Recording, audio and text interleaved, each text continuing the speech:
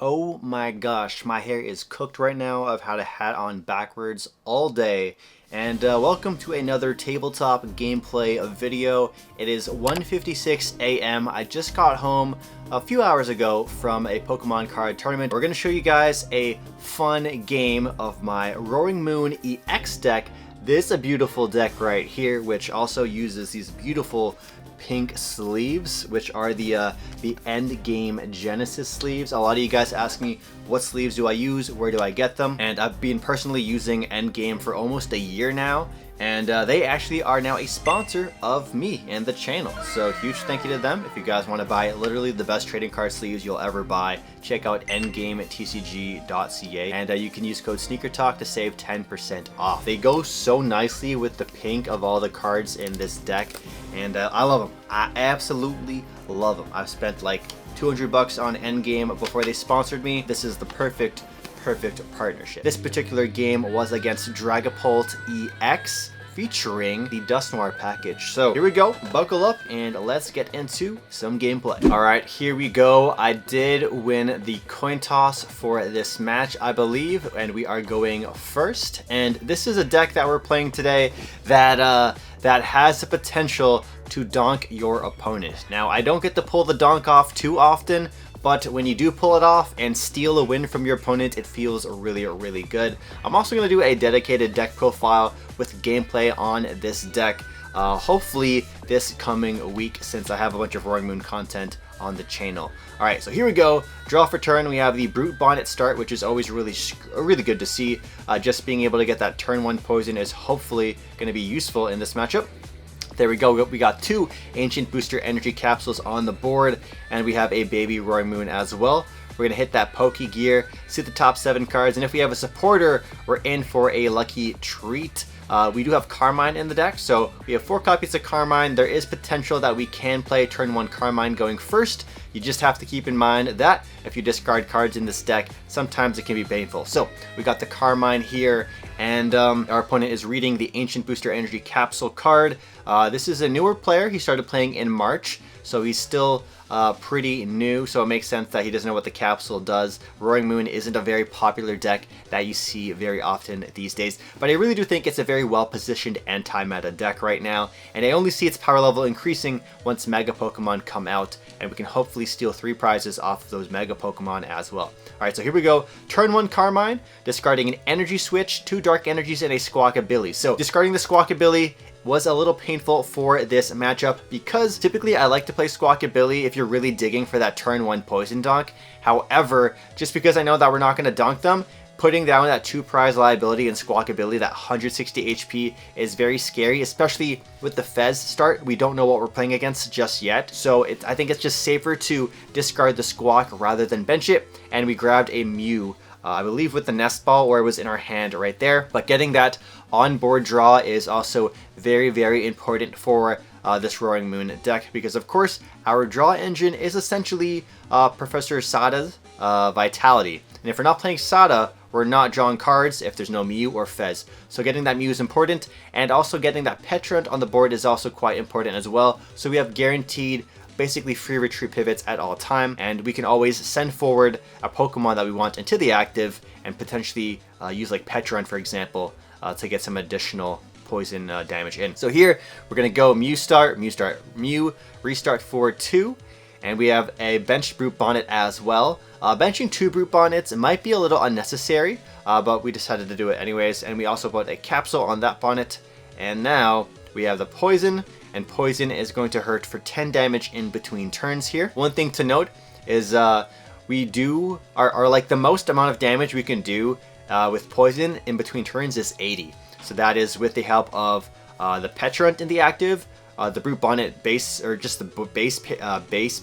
Poison, and then of course what is it, the Jungle Stadium, Perilous Jungle, whatever, for the bonus 2. However, when you're poisoning the dark Pokemon, that bonus 2 from Perilous Jungle doesn't kick in, and so the most we can actually poison for is 6, but in this case it's just a simple 1. And here we go, just deciding I think what else we want to do for this turn. The turn 1 is always the longest for this Roaring Moon deck, just because we have so many options and so many potential things we can do with like things like Carmine and Squawk.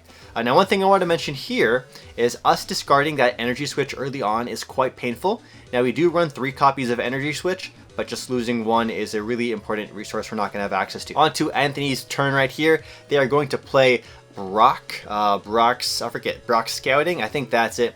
So taking a look at his deck right here, he has quite a few options to choose from, and it looks like all the Pokemon are getting sent to the front of the deck for just a pretty thorough prize check. The most likely thing we're going to see here is 2 Dreepies go down, potentially a Duskull, if I can recall correctly. Actually, I'm not going to spoil it. We're gonna go with the flow and see what Anthony ends up going with. So he's contemplating if he wants to put 2 Dreepies down with the Brock Scouting. He does have a Dusclops in hand by the looks of it, so he could guarantee the next turn he gets the Dusclops on the board, and that could come in handy. And there he is, moving the Duskull to the front, so he's locking in 1 Dreepy and 1 Duskull for this first turn Brock Scouting. It's always safe being on the other end of a Roaring Moon player, knowing that your hand is often going to be pretty safe. Like, we're not playing Iono every single turn.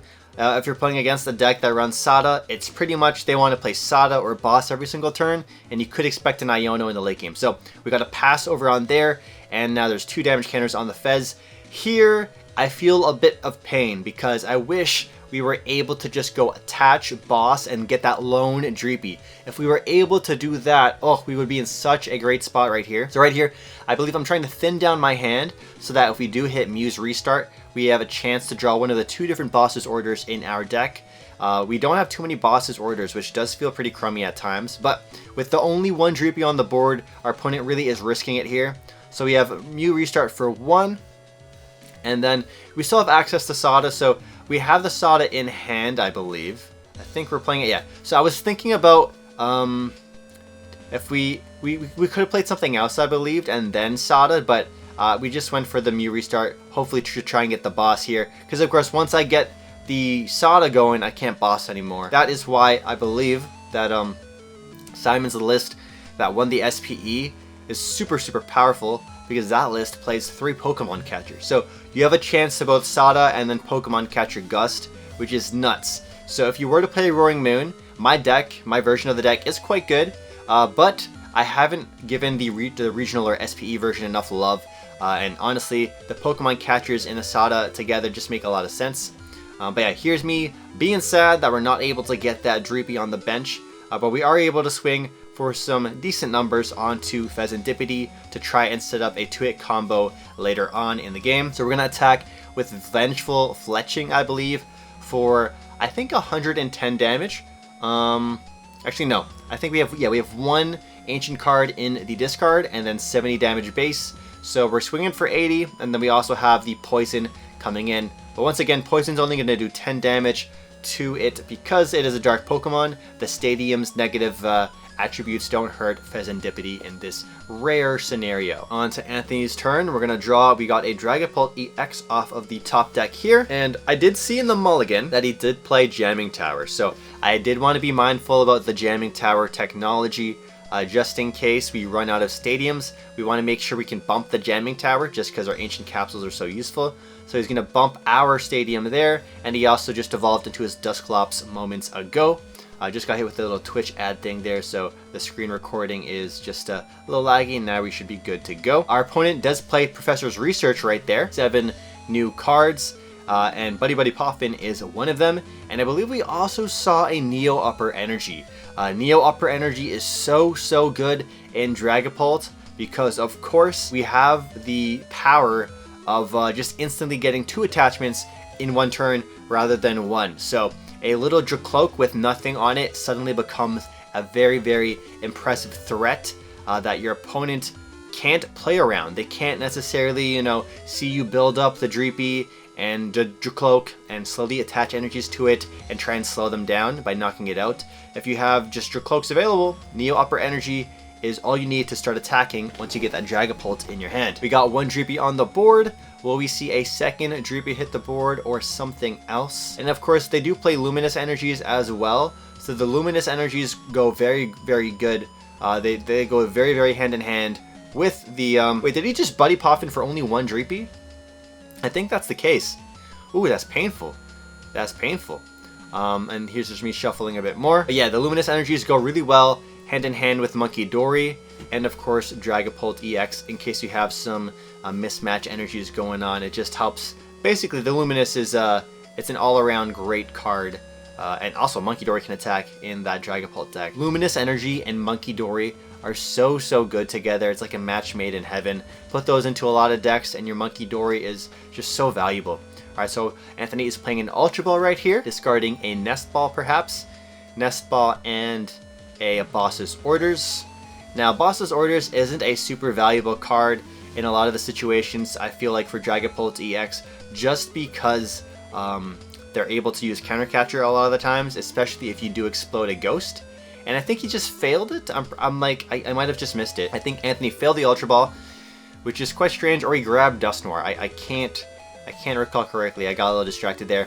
Alright, here comes the first recon of the game. We're going to see between, I think, Latias and I couldn't see the other cards. But yeah, we got, I think, Latias. So we got Latias off of the Dracloak right there. Very useful now that Fez can just retreat and get out of the active and stop being poisoned, of course, too. Anthony's going to bench the Latias and also bunch the Badoo. And here is where it becomes a little annoying. We're going to get hit with that itchy pollen. And that's going to hurt our deck because I really did want to play item cards in my hand right at this moment. And of course, Roaring Moon is weak to grass. So we're also going to be getting hit for 20 instead of 10, which could become a really big deal, especially with something, you know, like Dragapult EX's damage counters to have to worry about, and the list goes on. So here I am thinking about my next play. And just look at those beautiful pink endgame sleeves. Ugh, honestly, I was going to be like a little cheeky with the pink and then Roaring Moon. You know, Roaring Moon's so scary and looks like a badass. So the pink sleeves is kind of like the complete opposite. But after playing with them for a while, I really got to say, I love the pink. The pink works so good on them, especially with all the pink on a lot of these cards. So here, we couldn't do anything this turn. All we did was Vengeful Fletching just to knock out the Badoo. Now that Badoo is gone, we're going to get Latias on the active, and Dracloak is going to use its first recon. So we're just consulting the hand right here. And it looks like his head's covering everything. He's just deep in thought.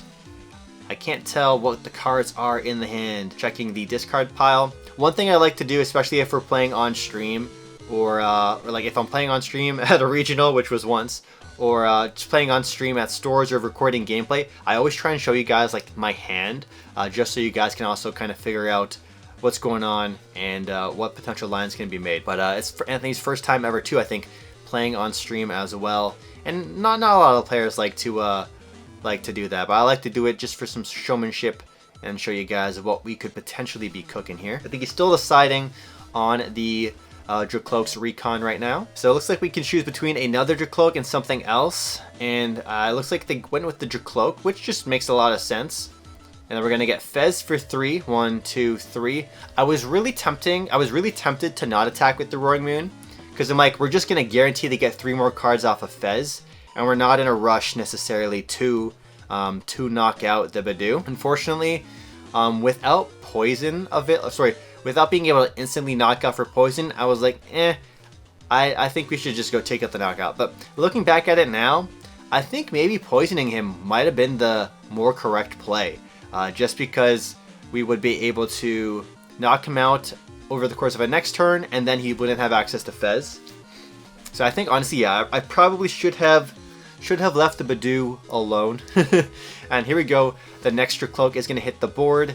2 new cards potentially to add to their hand. We got 1, and I couldn't see what it was, so maybe we'll see it in a second. It might have been the Luminous I'm looking at. I can't tell for sure. Next up, we have the Night Stretcher coming in. Anthony is grabbing Dragapult EX. Really handy that the Dragapult was in there earlier, because the Professor Research got it in the discard pile that way. And there we see the Neo Upper Energy hit the board. Now we have a big threat out of just 1 Dracloak becoming a full-on Dragapult EX right there. We're looking at a discard pile just to double check what resources have been used. There's me getting the 6 damage counters ready to go for the attack. We're gonna play Brock's Scouting now and grab either 1 or 2 basics or 1 evolution. If memory recalls correctly, I think he grabs the Dusknoir here, And the Dusknoir kind of goes crazy, honestly. Yep, so it looks like he has the Dusknoir at the front of the hand, or front of the deck. And in combination with Jamming Tower, Dusknoir is able to explode and knock out a Brute Bonnet. So typically he would not be able to take that 2-prize turn right here. But because of that combo of Jamming Tower, Dusknoir, our, I believe, 130 HP Brute Bonnets get cooked. And he takes down the one that has the energy on it as well, which is extra painful, meaning I have a harder time. I'll have less energy switch targets if I do try and go for some energy switch sort of play. The 1 prize taken from him now, he's at 5 prizes, I'm at 4, but it is quite scary because we're going to get some damage counters spread onto the board, and that could set up for another big turn of knockouts. Phantom Dive here, knocking out our Roaring Moon, and now he also can decide where to put all these damage counters on, and he goes for the Brute Bonnet, I believe putting all 6 damage counters on the Brute Bonnet. So here, we're just going to go ahead and put in the Mew EX. It makes absolute sense just because we have that free retreat pivot that's stress-free. And now let's see what we can do here. We got the Fezandipiti I was saving in my hand, so now we can go flip the script for 3. We still really want to get that Stadium bump, so we can get rid of that Jamming Tower, so we can, I believe, actually no, we consulted Yeoman, the judge for this tournament, or for this match, for at least half of it. You can use the Brute Bonnet's poison ability, because Ancient Capsule is still the card that's attached to our Brute Bonnet, even though it doesn't have other effects involved. But you can still poison with it with Jamming Tower available. You just don't get the HP, of course, and all the other benefits that Ancient Booster Capsule has. So here we're going to go Ultra Ball, discarding a Perilous Jungle and an Ultra Ball. I believe it's because we might have another Perilous Jungle available in hand, so we don't really mind that play. And here we have a big turn we're trying to go for here. We're going to try and get a big Frenzy Gouging going, I think, right here. So we got the Nest Ball, and we still haven't played a supporter yet. I have the Energies and Ancient cards lined up in the discard pile as well, ready to go. So here we go, Secret Box. Yeah, so that's why I discarded the one Perilous Jungle, because I knew we could get the other in the deck. So we're discarding an Ultra Ball, a Monkey Dory, and Pal Pad. Pal Pad is always a rough card to discard just because, you know, you want to use it, Pal Pad, typically, a lot of the times. But here, the other cards in my hand just felt more valuable. So here we go ahead and grab Perilous Jungle, Ancient Booster Energy Capsule, Professor Sada, and we're deciding the item card now. The item card is typically the hardest card to grab. The Jungle and the Capsule are just like the quickest fast too. You don't even have to think about that. Now here we're going to grab the Energy Switch. So I like the Energy Switch here. Makes a lot of sense simply because we can go attach for turn Professor Sada, and as long as we have a second ancient Pokemon on the board, we can Energy Switch that over, and out of nowhere we can have a Roaring Moon fully charged and ready to go. So here we are with the PTCG live setup, benching the Roaring Moon at the very back. We're going to go Professor Sada for 2 energies and draw 3. Let's see what these 3 get us next. We got Energy Switch coming in, so we're going to move it over to the Roaring Moon EX. Then we have the attachment for a turn. And just like he was able to get a Dragapult EX just ready to go instantly with the Neo Upper Energy, we had to work a little harder for it because we didn't use an Ace. Well, we did use an Ace Spec, but an Ace Spec versus a huge combo. Ace Spec's easier to pull off, that's for sure. Alright, so we've got the Perilous Jungle. So now our Ancient Capsules are also going to help us with additional health points. So Roaring Moon EX here is 290 HP rather than the 230. And that's going to be very important because when we go Frenzy Gouging, instead of going down to 30 HP, we're going to have 90 instead. So there we go. Frenzy Gouging for the knockout, taking that 320 HP massive threat of Dragapult EX down. And now we're down to 2 final prizes. And there I am putting the 200 damage on the Roaring Moon. Alright, let's see what Anthony puts together here on this turn. Hasn't used the Dracloak yet. We have 1 Dracloak, 1 Fez, 1 Dreepy on the bench, and Latias in the active. He's deep in thought here, thinking about his next play, because he knows he has to sequence this correctly. Do you want a Dracloak first? Do you want a Fez first?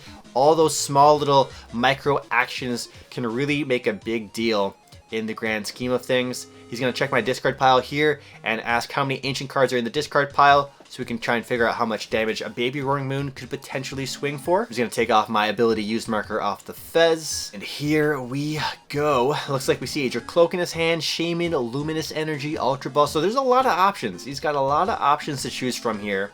But the big thing for us is that now Neo Upper Energy is gone. So the only way for him to string along sort of a big threat, I believe, would be with something like a Roaring Moon, or not Roaring Moon, a Bloodmoon Ursaluna EX. To attack for free, essentially, well, not for free, but by attaching one energy, Bloodmoon will be able to get the return KO, if that were the case.